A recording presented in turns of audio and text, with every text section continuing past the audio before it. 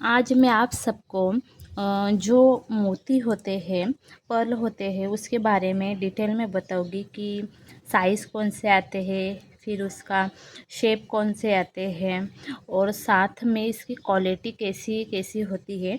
तो मैं वो आपको आज डिटेल में बताऊंगी। तो फर्स्ट मैं आपको क्वालिटी के बारे में बताऊंगी, फिर उसके बाद साइज़ भी बताती जाऊंगी और उसके शेप भी बताती जाऊंगी।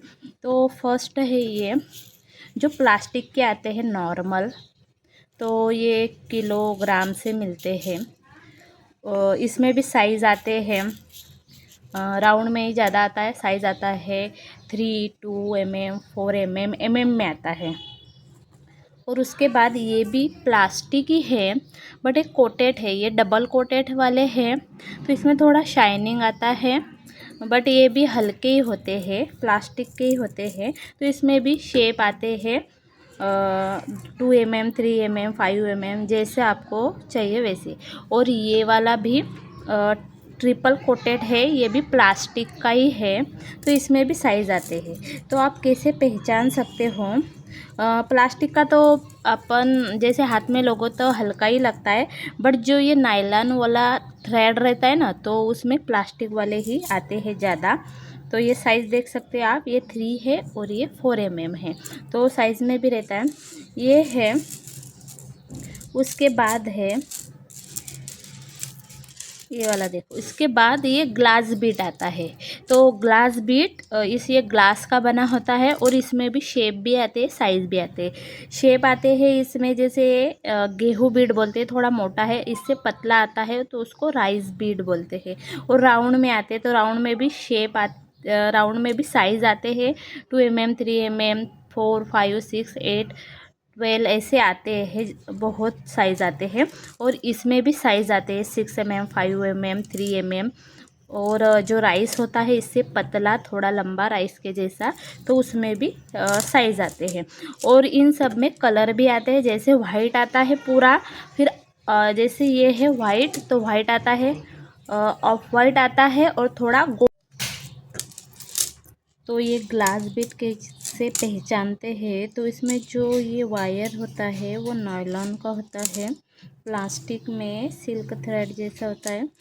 अब उसके बाद है जापानीस। तो जापानीस एक ऐसी लंबी लाइन आती है, उसकी गुच्छे में नहीं आता है, और उसका एक कॉटन थ्रेड में आते हैं ये मोती।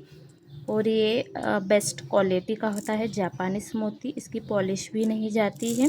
इसमें भी वाइट, ऑफ वाइट, फिर गोल्डन शेड में से आते हैं, शेप भी आते हैं, साइज़ भी आते हैं। और इसके बाद भी बहुत से क्वालिटी के भी रियल पर्ल आते हैं, वो भी आते हैं। तो इस तरह से जापानीस बीड्स है। उसके बाद भी सोरस की बीड आता है, इससे हेवी आता है वो। और उसके बाद आता है फ्रेश वाटर बीड, तो वो सबसे अच्छे होते हैं। तो उस पे डिपेंड रहता है कि आपकी प्रोडक्ट की प्राइस क्या होगी। तो मैं ज़्यादातर ग्लास बीड और जापानीस बीड ही यूज़ करती हूँ। बाकी मार्केट में ज़्यादातर ये double coated, triple coated use करते हो, जो सस्ते मिल जाते हैं, गुच्छे में मिल जाते हैं ज़्यादा कम प्राइस में। बट ये वाला इसकी प्राइस बहुत ज़्यादा होती है, इसका भी अच्छा। और ये ग्लास वाला बहुत अच्छा रहता है इसका रिज़ल्ट, तो मैं ज़्यादातर ग्लास में ही यूज़ करती हूँ। तो डिपेंड करता है कि कौन कौन सी क्वालिटी यूज़ कर रहा है, उस पर उसकी प्राइस भी डिपेंड करती है। तो आपको आज का वीडियो कैसा लगा कि मोतियों में कितना साइज़, फिर कलर होता है वाइट, ऑफ वाइट, फिर गोल्डनिश, और उसमें कौन से टाइप की क्वालिटी कौन सी होती है, यूज़ कौन सा करना चाहिए। तो मेरे हिसाब से तो आपको ग्लास बीड ही यूज़ करना चाहिए, वो बेस्ट है। बाकी आपको कम प्राइस में सेल करना है, आपके कस्टमर वैसे है, तो आप जो बीड है प्लास्टिक वाले डबल कोटेड, ट्रिपल कोटेड, वो आप यूज़ कर सकते हो। मार्केट में ज़्यादातर यही यूज़ कर रहे हैं प्लास्टिक वाले।